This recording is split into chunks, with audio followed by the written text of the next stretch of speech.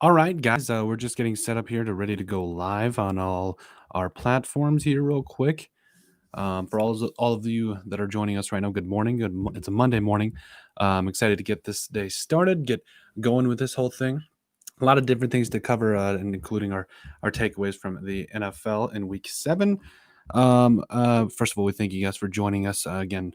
No, it's a Monday morning. Some of us haven't even had our coffee yet, but we appreciate you guys for at least coming along with us. So just going to get started on our Facebook here as well. We're kind of doing this a little weird. Hi, Nate's watching. Thanks, my man. Yeah, there's a lot of different things we're going to cover today as far as takeaways from the NFL that we all took away. Now, I know that. Hold on, sorry guys, we're just getting started with Facebook here. It's just been a little slow. There we go. Facebook, what's up? Once again, happy morning, happy Monday, everybody. Oh man, haven't had my coffee yet, so I encourage all of you that do have coffee, please go and have it. It's fabulous. But yeah, takeaways from NFL Week 7. There's quite a few I had here. I just put in 5. It starts with Daniel Jones has wheels. Now, I felt like we actually made a joke about this. We're going to put out our reaction video a little bit later, but it felt like that to be quite honest with you, as fast as that guy was running, he should have scored. I know it's kind of it's a little probably a tender subject for him right now, especially since he knows he should have scored. But still something funny to touch on right now. Again, I realized that he did. I mean, the guy just outran everybody. If you watch the play, I believe it was Jalen Mills who made the tackle. I'm not 100% sure, but I believe it was Jalen Mills. If you watch him, Jalen Mills and Daniel Jones, you can see Daniel Jones is clearly running away from him, which is absolutely phenomenal, incredible, if you ask me. Because again, I realized that. He's a quarterback, but man, we just got to give respect when it's due. This guy can just run. So, absolutely incredible if you ask me. Some really good things to see there, and just it was just an overall fun thing to see. Now, again, he didn't score, so we can kind of mess around with that. But I guess a discussion for another day. I will say we'll have a reaction video out to that a little bit later. So you guys can let us know what you guys think, to make sure. Once again, remember on our YouTube channel, those of you guys watching us, make sure to use like, subscribe, also leave a comment. Leave a comment now. What you're doing this Monday morning, what kind of coffee you're drinking, whatever you're doing, let us know. My second takeaway from Week 7 of the NFL: the Cardinals are for real. I'm talking. Okay, now I realize that the Seahawks and both teams really had a chance to win this thing, and quite frankly, they didn't. And even though it didn't end the way they wanted to, we have to put respect where it's due. I mean, I just was so impressed with Kyler Murray. Now, usually Russell Wilson doesn't throw that many interceptions, but I was still very excited to see, what I saw from Kyler Murray. Russell Wilson, I can guarantee you won't make the mistake again.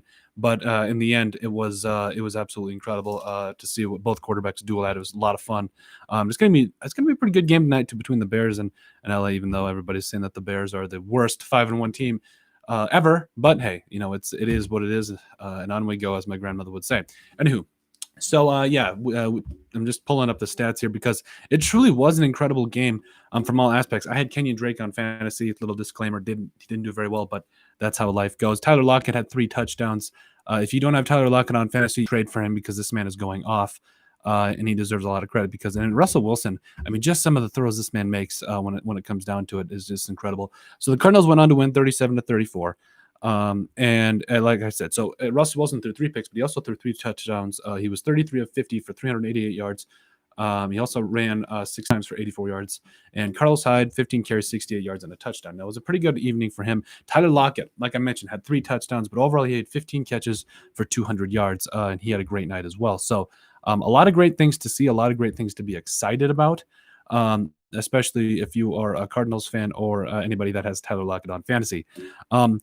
Moving over to by the way, DK Metcalf, the way he hawked, I believe it was, I'm just looking it up here, I think it was Buda Baker. And by Buda Baker, I'm pretty sure ran like a 4.340 at the combine. This man hawked and ran down a guy that ran a 4.3. He is not a guy you want to mess with. That's all I'm saying. Kyler Murray, 34 for 48, 360 yards, 3 touchdowns, 1 pick. He had a great day as well as far as running the football: 14 carries, 67 yards, and a touchdown. He absolutely killed it. Chase Edmonds, I probably should have started him in fantasy in retrospect. He had 58 yards rushing as well as 87 yards receiving. So, yeah, that was it. Yo, what's up, Skyler? Yeah, the Seahawks tricked off the speed, -3.5. I won the 3. Hey, nice job. Nice. That's awesome. Well, when you consider the fact that honestly, I felt like this was the Seahawks game to lose, but this just showed me. Skylar, thanks for commenting, man. We're gonna like all your stuff right now. We really, if you're asking me, I felt like this was something that the Seahawks couldn't lose this game, especially when you consider, or they were. I think the pressure of being undefeated, but also the fact that, I mean, come on, it's somebody in your division. You have to find a way to take out a win here, and they just didn't get it done. That's pretty tough to see. So I do expect the Seahawks to somewhat bounce back from this, but also this is it's pretty rough. So I mean, when you're Russell Wilson in an MVP conversation, man, I Chase Edmonds though, he's killing me. I fantasy anyway. Point is. Overall, really liked what I saw from the Cardinals. They're a legitimate team. Budda Baker is a man out there. Had a pick. He should have ran that back for a touchdown, but DK Metcalf is a stud. Had 14 total tackles on the night. Did Baker. Hassan Reddick had a sack, as did Byron Murphy. So overall, I was impressed. This Cardinals team is for real. They've got a good defense. They're finally it looks like they're putting things together. And Kyler Murray, he grew up a little bit last night. DK's touchdown was awesome. The holding call, which was a good call. Now, they are. I do have to thank Skyler for commenting again. Listen, DK Metcalf's touchdown was legit. I couldn't believe what this man did. I mean, he's just so incredible from an athletic standpoint. Just from who he is, what he does. And you gotta have nothing but respect for this guy. And yes, the Cardinals are the real deal. They are absolutely the real deal, especially after a big win like that. Any team can get down, especially on Sunday Night Football or just any time during the football. But it's how teams react and are able to overcome those certain types of situations. And the Cardinals, quite frankly, they overcame it. They came in and beat a very good team in the Seattle Seahawks, and they were able to escape with a win there. Thanks to Nate, my man, for commenting as well. I'm going to like that for you.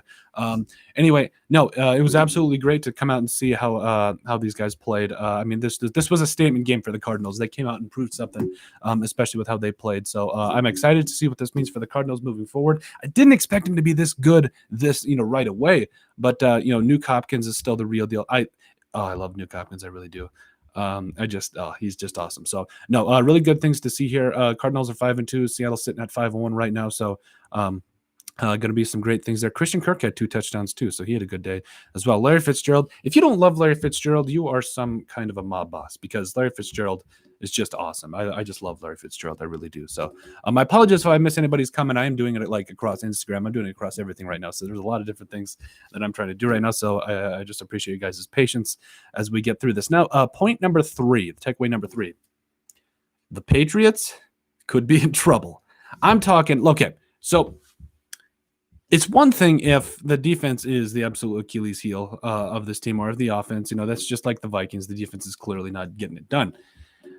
They got blown out by the 49ers. I don't know that Cam Newton is the answer there. Maybe it's not the right situation. Maybe it's not the right scheme. I don't know. But frankly, this is rough to watch right now. This team is too good to be like this. This team is too talented to letting this be happening to them. So, I mean, let's look at this. I mean, this Cam Newton should be going off for 3 touchdowns. I mean, if he wants to prove me right, please. He should be going off for 3 touchdowns and at least running for 2 more every week. I don't understand what's going on with him. This Patriots team seems lost. Bill Belichick is in a situation that I don't think he's ever been in before, sitting at 2-4 in the division. With the likes of the Buffalo Bills and the Miami Dolphins. Oh, I can't wait for Tua time. This is going to be fun. But Jimmy G, 20 for 25, 277 yards, no touchdowns, and 2 picks. Now, there's a lot of different things you should take away from this game. The number one being Jeff Wilson is a man. 17 carries, 112 yards, and 3 teddies. Just wow. I mean, this guy is out there doing what he's supposed to do. Brother, he's out there running the football, and that's what you love to see. He did get injured. I hope he's okay. I haven't heard anything. Actually, I'll look that up right now because Jeff Wilson. I'm hoping it's nothing serious. Let's see here. He has a high ankle sprain. Speedy recovery for him, as well as Odell Beckham. We'll get into that a little bit later. But speedy recovery for him as well. It's just tough, especially when you have a guy go off like that. Kyle just used check out a touchdown as well. But I mean, that's just tough when you see a guy like that has a lot of talent. Brandon Ayuk, 6 catches, 115 yards. He is the real deal. George Kittle, 5 catches, 55 yards. Deebo Samuel, I love him. He's just amazing. 5 catches for 65 yards. And this team is legitimate. I don't care. The 49ers still got it. They had 4 picks. Fred Taylor is still the real deal. But Cam Newton got benched in the 3rd quarter too, so that's pretty tough. Tough outing for Cam. I don't know. Nathaniel Jones, my good old college teammate. Do you think they will go out and get a top receiver? I think they should. Whether they will or not, I don't know. I think Bill Belichick is kind of playing. It's Bill Belichick. He's going to play his cards pretty close to the chest, but I don't know what that necessarily means. Will he go out and get one? Probably. Who that will be, I'm not sure. Maybe they should probably trade for somebody. DK Metcalf, maybe? No, I don't know. But like Julio Jones, I think they should definitely bring in a guy like Julio Jones. Clearly disgruntled in Atlanta, and they're way too talented to be losing the way they are. That was another rough game as well. But Cam Newton finished 9 of 15 for 98 yards and 3 picks. He also had 5 carries for 19 yards. It just looked like they couldn't get going on any way to go about it. So I feel like this is a good team still, but they've got some stuff to figure out. To answer Nathan's question, I believe they should go ahead and make sure to try to get somebody in there because it's just not getting it done, and it's been rough to watch. So in terms of what this means, I think this is still something really fun for the 49ers because they've got another guy that can run the football. Is it just me, or does Kyle Shanahan's offense always just make every running back look good? Doesn't matter who it is. Maybe I'm crazy. I don't know. But no, absolutely looked great. And this the Patriots could be in trouble. Takeaway number 4. The Vikings are in retool mode. As of today, the Vikings are shopping a lot of veterans in terms of Kyle Rudolph, Riley Reif. The list goes on. I don't know what they'll be able to get for those guys, but I mean, at this point, I'm happy to get anything because I do feel like it's not necessarily fire sale mode, but it's one of those things where the Vikings are going to get everything they can to all do a slight retool. And we talked about that on episode 57 of the Sports Beat podcast on YouTube. It's also on iTunes if you guys want to check it out. If the Vikings are in retool or rebuilding mode now, quite frankly, I feel like they're in retooling mode. Even though there could be an argument that they're definitely they could be in rebuilding mode because of how much this team has to go through and just the talent. I mean, they got to get rid of Kirk Cousins. They got to find something at quarterback. They've got to find an answer. I believe, in my opinion, they have to draft a quarterback in the first round. There's no way around it. I agree. I'm 100% in on it with Andy Carlson here from the Purple for the Win podcast. They have to absolutely go out and get it and get a quarterback in the first round. There's no question about it. There's too many quarterbacks that are talented to miss out on. Now, I take that back. Does it have to be the first round? I don't know, but I think it puts a lot of pressure on the Vikings to do it since they don't have a second-round pick. Now, if they were to get a second-round pick, maybe they can go offensive line, preferably guard, please, in the first round, and then go quarterback in the second. But we'll see what happens. I mean, Slick Rick is pretty good at doing what he's got to do. But yeah, the Vikings are shopping a lot of veterans right now. Again, like guys like Kyle Rudolph, Anthony Harris, who I don't know what happened with him. He's not playing like himself. Of course, it's probably got to be pretty tough when you're babysitting a couple of rookie corners. But those corners are showing some stuff. So as of late, so we'll see what that means. Daniel Jones, which veteran do you think will be the one to go? I don't think Harrison or Thielen are going anywhere. 100% agree there. Harrison Smith, love him. If you don't love Harrison Smith, what is wrong with you? Come on, this guy, if you're not even a Vikings fan, this guy is just incredible, brings it every week, does his thing, and he's just so fun. I love Harrison Smith. If I had to say, I think Kyle Rudolph is the most likely to go. If you think about it, we have Irv Smith Jr. just waiting, salivating for his chance, and he's been kind of getting more incorporated into the offense, and I think he's a little bit more of a deep threat than Kyle Rudolph. Now, is he the red zone threat that Kyle Rudolph is? No, but Adam Thielen is kind of tearing it up in the red zone if you guys haven't, seen it. And plus the Vikings have Dalvin Cook too. So they could always run it inside the 5. Well, unless, the last couple of weeks, but kind of a rough subject. But in terms of the veteran that's most likely to go, I think it's a tie between, now that I think about it, between Kyle Rudolph and Anthony Harris. Those two are just, as much as I love both of them, I feel like those two are probably going to go. They've got, Anthony Harris has a massive contract this year, even though he's on a franchise tag. And Kyle Rudolph, I don't think after this year there's anything guaranteed left on his deal. But still, I think those two are probably going to be the most likely guys that you see taking a hike, unfortunately, because I mean it's rough, but it's the situation they're in. They're just heavy contract guys, and I wish them nothing but the best as they move forward. But the Vikings most likely are probably going to get rid of Kyle Rudolph again, mostly because of Irv Smith Jr. He's amazing. I think he's going to get way more incorporated into this offense, and I think he could make it more lethal. And then my final thing here, takeaway is, just kind of a little bit of an injury update. Odell Beckham Jr. has torn his ACL in his left knee. Just devastating. I mean, you got a guy that goes after the guy that got a pick on him, and you like the hustle. You like seeing a guy go out and get it. And From top to bottom, I just wish nothing but the best for him. Speedy recovery, because that's such a devastating injury, especially to have when your team looks to be coming back like it did. I will say the Browns looked really good. And maybe we'll talk about that in a second. But no, just nothing but prayers for Odell, excuse me, as they move forward and as he continues to do his thing, and just heal up, man, because that's a tough thing to be able to happen. So, Odell Beckham Jr., tore his ACL on his left knee, and I think that this could really force the Browns to look outside the box, because not having a number one wide receiver like that could really hamper them. But they got a big win, even though not a big win. It's a win over the Bengals, even though Joe Burrow looked good. Joe Burrow's the real deal. Oh man, he's looking absolutely fantastic right now. But they got a 37-34 over the Bengals yesterday. The Browns are 5-2. Even though they got to go get the Steelers one of these days. I don't know how they're going to go do that, but they got to go get the Steelers. So we'll see what happens there. But this is talking about the Browns game now. Nick Chubb, I hope he gets back soon. I need to trade for another running back on fantasy, or I need to find another answer, because it's not looking good. It is really, really not looking good, because I got Kenyon Drake and Clyde Edwards-Helaire. And my luck, I didn't start Clyde Edwards-Helaire when he had 160 yards. I started Kenyon Drake when he had 160 and 2 touchdowns, but not the point. Point is, just getting the stats up here for the Cleveland Browns and the Cincinnati Bengals game. Now, the Cincinnati Bengals are now 1-5-1. Again, it's a little bit rough because their defense is kind of not good. It's really not good. And then also, neither the Cleveland Browns defense it's okay, but it's nothing to write home about.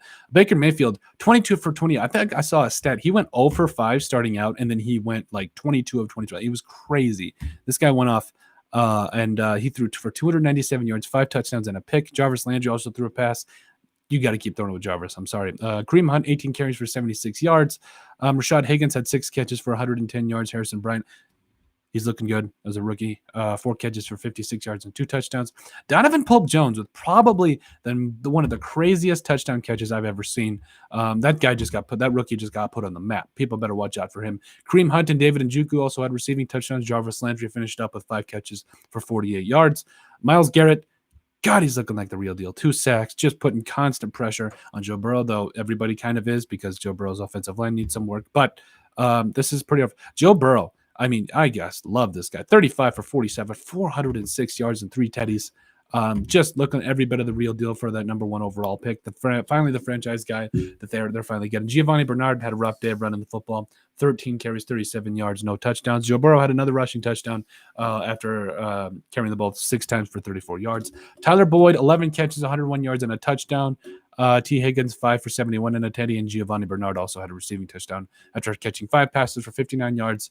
So this was a good game, even though this is a team that we have to watch for. They're pretty tough. My dad commented, Darren Hall, did you see the Vikings are getting rid of Kirk Cousins? I think they're going to cut him, Dad. I hate to break it to you, but they're probably going to cut Kirk Cousins within the next, I would say, next year. Because, I mean, this man, even though he has time, watch the tape, Dad. Watch the tape. He had time this last game, and he still couldn't get it done. He's probably going to leave. I'm sorry, Dad. I hate to break it to you. Well, thanks for joining the show. Love you, Dad. And as the Vikings look to retool here, I just feel like their offense, they're going to look for a number 1 quarterback, hopefully a guy that they can actually bring home a Lombardi trophy with. I don't know. We'll have to see here. But that's all I had for Week 7 NFL takeaways. Let me know what you guys think. For those of you that watch us on YouTube, please make sure to like, subscribe, leave a comment down below. That helps people find the show. Those of you that watch us on Facebook, take it easy. Have a great day. Everybody take it easy. It's Monday. Let's get the day done. Let's all go have a great day. Instagram people, thanks for joining us the very first live. We're going to continue to do this Monday, Wednesday, Friday. And if you guys, once again, we do this on every platform. So if you guys want to just join in, let us know what you guys think about the season or what you guys take away from it as well. That would be great. Have a great day, everybody out there. And be sure to take it easy. I'm going to get out of here. Have some coffee. It's good for you. At least that's what they tell me.